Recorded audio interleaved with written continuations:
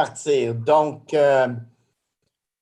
bonsoir et bonsoir à tous. On en reparle la séance du mois de novembre. On fait un ajournement de la séance. On a fait un ajournement de la séance, donc on va rouvrir la séance ce soir. Bonsoir à tous et bienvenue. Donc, un vote pour la réouverture de la séance, s'il vous plaît. Pour. Pour. Oh! Oh! Oh! Merci beaucoup. Donc, la séance, elle est maintenant ouverte. Avant qu'on approuve l'ordre du jour, on a des questions qu'on a reçues en ligne. Donc, on est au moment de la période de questions. On n'a reçu aucune demande de poser de questions en direct. Mais on a reçu quand même 2 questions de citoyens. Et on va passer à les 2 questions. La première question vient de Mme Elisabeth Roson. Mme Roson, citoyenne de Saint-Lazare, pose la question. What is the protocol when a question is asked in English? Should it be answered in English? And if not, could you then translate the response in the language asked? Not sure how I should answer this question. But there is In English. Pardon me, Mr. Trainer? I said in English. There you go. There is no real protocol in Saint-Lazare. We don't have one. My protocol has always been, you ask a question in English, I answer in English. Sometimes I add to the answer in French. But in general, I answer the question in the language that it is asked. Si la question est posée en français, habituellement, je réponds en français. Donc, on n'a pas vraiment un protocole en place. I don't see the need for a protocol or a policy. And I think things are fine the way they are. Un élu qui aimerait ajouter à ce commentaire-là? Je pense que c'est important que quand quelqu'un pose la question, que ce soit répondu de la même manière que c'est posé. C'est important surtout pour la personne qui demande le respect d'avoir une réponse. C'est ça, c'est une question de respect, exact. Exactement, et puis la personne aussi va comprendre bien la réponse de la question qu'ils ont posée. Donc, so to repeat it for Madame Roson, because she asked in English. So we answered in English. And thank you, Madame Roson, for your question. La prochaine question vient de Monsieur Marc Bellard de la rue des Cascades à Saint-Lazare. Monsieur pose la question, oh non, c'est plutôt un commentaire, je m'excuse. Un gros merci pour avoir permis que les arbres coupés par Hydro-Québec soient récupérés par un entrepreneur. Je ne suis pas sûr que... Moi, ma compréhension, c'est que ce n'est pas un entrepreneur qui est venu chercher. Si on parle des arbres sous la ligne de transport, justement, dans la PNF, le Parc Nature, les forestiers, moi, ma compréhension, c'est que ce n'est pas un entrepreneur qui a récupéré les arbres, c'est qu'on les a réutilisés à l'interne pour différentes choses. Si je ne me trompe pas, j'avais aussi des...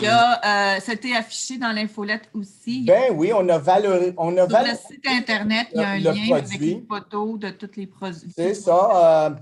Certains morceaux de certains bois vont être utilisés pour des aménagements paysagers. On fait du paillis sans feuilles, qui est très esthétique aussi au lieu de l'acheter. On peut en faire. On peut l'utiliser pour du bois de chauffage au PNF, justement. Puis aussi des projets à développer dans le futur, certaines constructions de clôture, etc. Donc, de ma compréhension, ce n'est pas un entrepreneur qui est venu chercher le bois, c'est que nous, on l'utilise à l'interne. Il y a eu un projet aussi, Monsieur le maire, le coin Bédard et Sainte-Angélique, où il y a les décorations pour l'Halloween, ça a été utilisé là aussi. Le bois, c'est ça. Donc, on a valorisé le bois justement pour faire pour des utilisations municipales. Donc, s'il y a quelqu'un, un entrepreneur qui était chercher du bois sous la ligne de transport d'Hydro-Québec dans la PNF, on n'était pas au courant. Et voilà. Donc, c'est les 2 questions qu'on a reçues. Maintenant, on va demander un vote pour approuver l'ordre du jour. Un vote, s'il vous plaît, pour approuver l'ordre du jour. Pour. Pierre. Excusez-moi. Oui, je suis d'accord. Pour. Pour. Merci. Donc, on a approuvé l'ordre du jour. Excusez-moi, j'ai vu quelque chose de très drôle sur mon téléphone. Alors, j'invite les élus à me confirmer que sur vos écrans, vous voyez le projet de procès-verbal, en fait, la résolution qui suit l'adoption de l'ordre du jour. Oui. Parfait. Alors, la première résolution, c'est une autorisation de paiement pour une facture à la firme Muni-Conseil Avocat. Donc, vous avez à l'écran les résolutions qui ont été passées antérieurement pour retenir les services professionnels de cette firme. On a reçu depuis une facture dont vous voyez le numéro dans le projet de procès-verbal et l'objectif de la résolution est d'autoriser le paiement de cette facture au montant de 3 643 $ et 5 taxes incluses. Merci beaucoup. Donc, un vote, s'il vous plaît. Pour. Pour. Merci. Conclusion d'une entente en raison d'une fin d'emploi. Alors, les élus ont été informés le 10 novembre dernier du souhait du directeur général de prendre sa retraite après 42 ans de service dans le domaine municipal, dont plus de 7 ans comme directeur général à la ville de Saint-Lazare. La ville est disposée à accepter le départ du directeur général et à conclure avec ce dernier une transaction.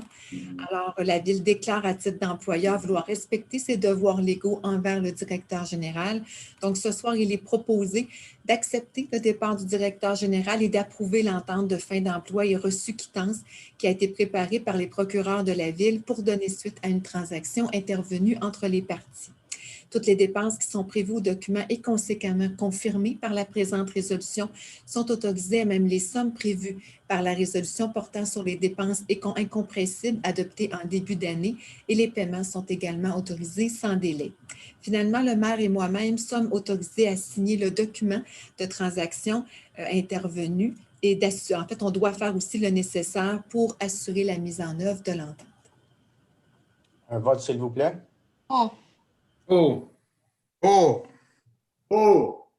Pour. Merci. J'aimerais prendre l'opportunité pour faire un petit commentaire. 42 ans de service dans le domaine municipal, c'est tout un dévouement. Je tiens à remercier le directeur général pour son excellent travail et dévouement justement à la ville en tant que directeur général de la ville de Saint-Lazare. Je suis à la fois attristé et heureux en même temps. Je veux vous dire que je suis triste qu'il nous quitte, mais en même temps, je suis très heureux qu'il va profiter d'une retraite qui va être longue et bien méritée. Donc, merci beaucoup, M. Tremblay, pour tout ce que vous avez fait pour la ville de Saint-Lazare. Merci, bonne chance et bonne retraite. Donc, prochaine résolution. On est à la concordance à courte échéance d'une empreinte par obligation au montant de 8 450 000. Effectivement, donc cette résolution et la prochaine avaient été annoncées lors de la séance régulière de novembre et en fait, c'est pour cette raison-là qu'on devait même faire un ajournement puisqu'on était en attente des résultats d'un appel d'offres lancé par le ministère des Affaires municipales dans le cadre des opérations de refinancement de certains règlements d'emprunt. Alors, les contenus des résolutions sont imposés par le ministère. Donc, pour la première résolution, vous avez les règlements d'emprunt qui sont visés par une série d'obligations qui seront émises. Alors, vous avez les règlements d'emprunt, un résumé de leur objet, les montants de financement qui sont en cause. Alors, ce soir, il est proposé donc de modifier les règlements d'emprunt comme prévu à la loi sur les dettes et les emprunts municipaux pour fixer un nouveau terme. Alors, on finance par obligation les règlements dont les numéros apparaissent à l'écran. Les obligations seront datées du 8 décembre 2020. Les intérêts seront payables semi-annuellement, soit le 8 juin et le 8 décembre de chaque année. Les obligations qui seront émises dans le cadre de ce financement-là ne seront pas rachetables par anticipation. Elles seront immatriculées au nom de Services de dépôt et de compensation CDS et CDS agira au nom des adhérents comme agent d'inscription. C'est aussi CDS qui procédera au transfert de fonds conformément aux exigences légales de l'obligation et qui effectuera les paiements de capital et d'intérêt aux adhérents par des transferts électroniques de fonds et à partir de la Banque nationale du Canada, la succursale de Saint-Lazare. Les obligations seront signées par le maire et par la trésorière adjointe. Et en ce qui concerne les amortissements de capital prévus pour les années 2026 et suivantes, les termes seront revus pour des termes de 5 ans à compter du 8 décembre 2020. Donc, un vote, s'il vous plaît. Pour. Pierre. Pour. Pour. Pour. Pour. Merci beaucoup. Donc, on est rendu au résultat de soumission, justement. Donc, c'est le ministère qui a procédé à l'appel d'offres pour les règlements d'emprunt pour émettre en fait les obligations. Ce sera une obligation par échéance. Donc, c'est le service d'adjudication en fait et de publication des résultats de titres d'emprunt qui a été connu aujourd'hui pour un montant de 8 450 000 $.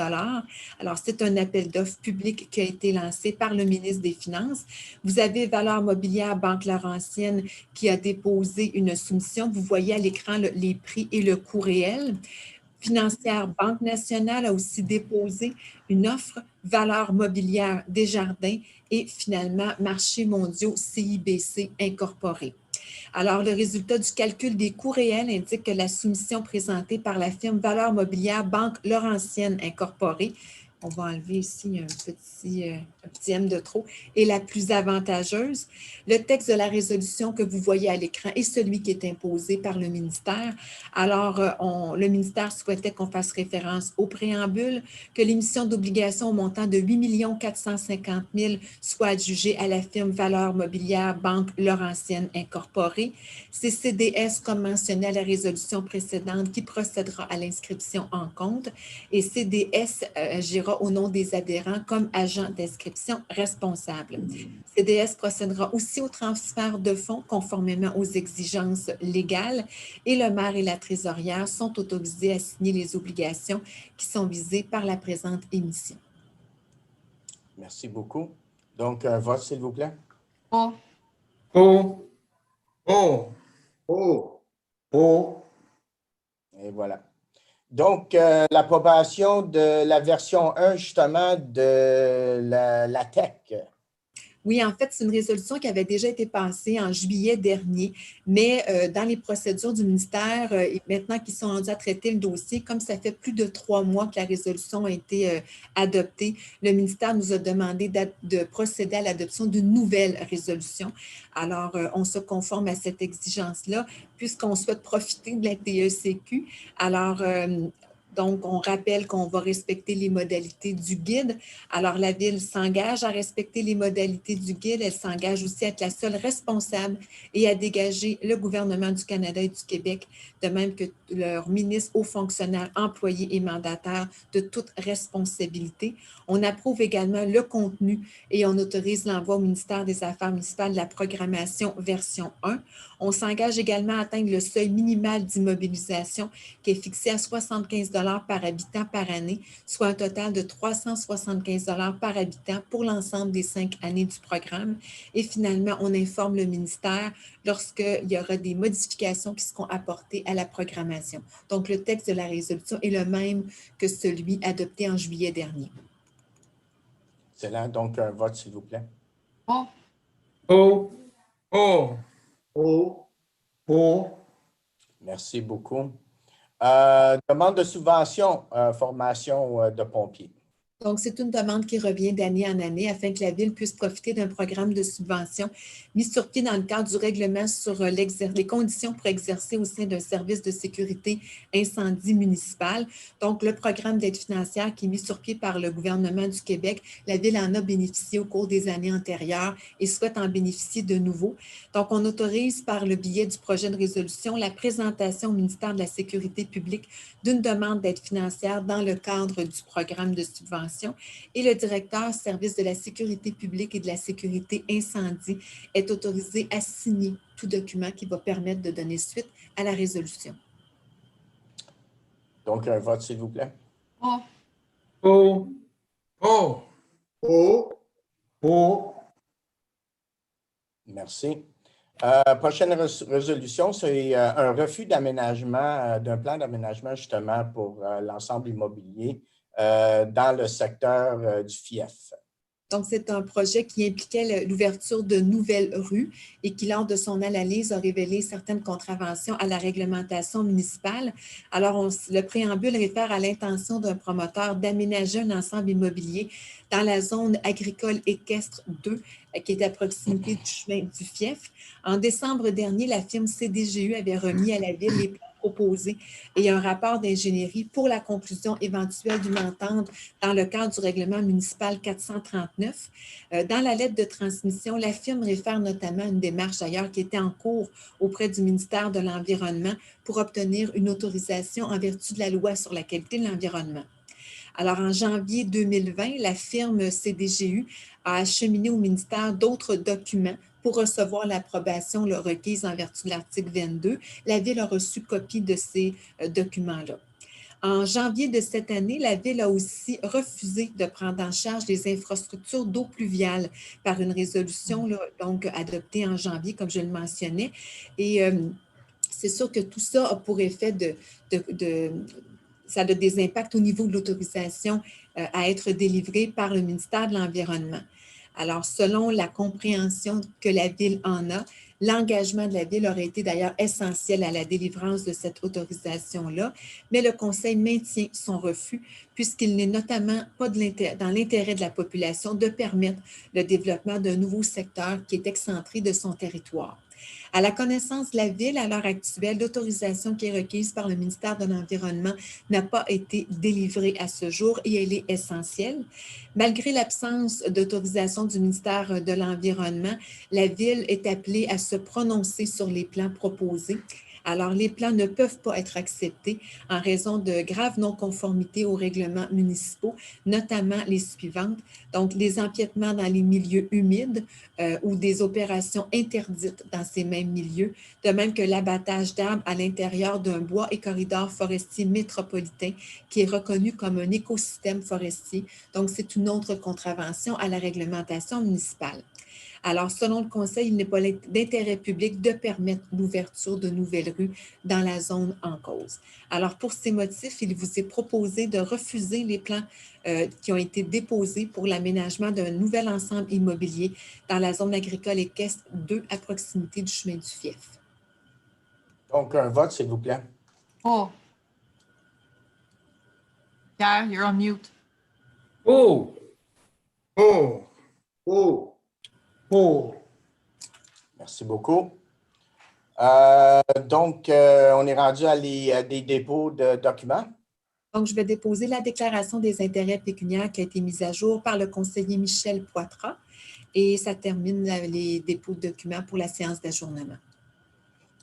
Donc, avant la levée de séance, je vais dire merci à tout le monde et tous les citoyens de Saint-Lazare pour leur continu. Le mois passé ou le mois avant, je ne me souviens pas, Michel Poitras m'a bien rappelé que c'est important que nos citoyens supportent nos marchands, nos commerces locaux. Entièrement raison. Donc, je vais vous inviter à continuer à supporter nos commerces locaux.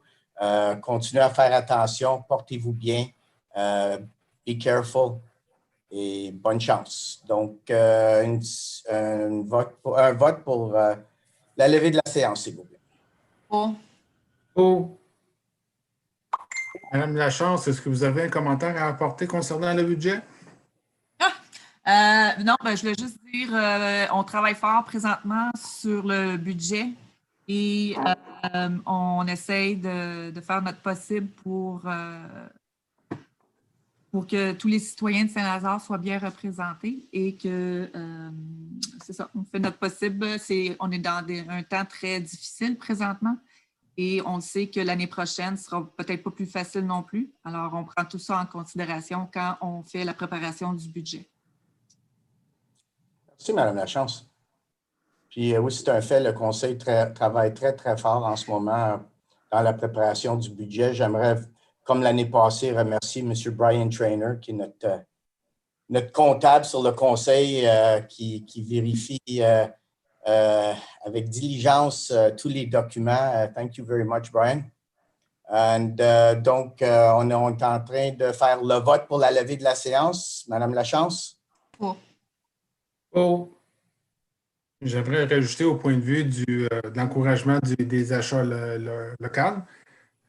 Je vois souvent sur les réseaux sociaux, quand on demande où je pourrais acheter ci ou où je pourrais acheter ça, et je vois souvent des résidents de Saint-Lazare qui envoient ou suggèrent d'aller à l'extérieur de la ville de Saint-Lazare, puis ça me met un petit... ça m'agace un peu. Donc, j'aimerais que quand vous suggérez, commencez donc par les commerçants de Saint-Lazare avant d'envoyer nos résidents ailleurs. Sur ce, voilà mon commentaire et je vote pour la fin de la session. Merci. Pour. Merci, M. Poitras. Merci à tous et on se voit au mois de décembre.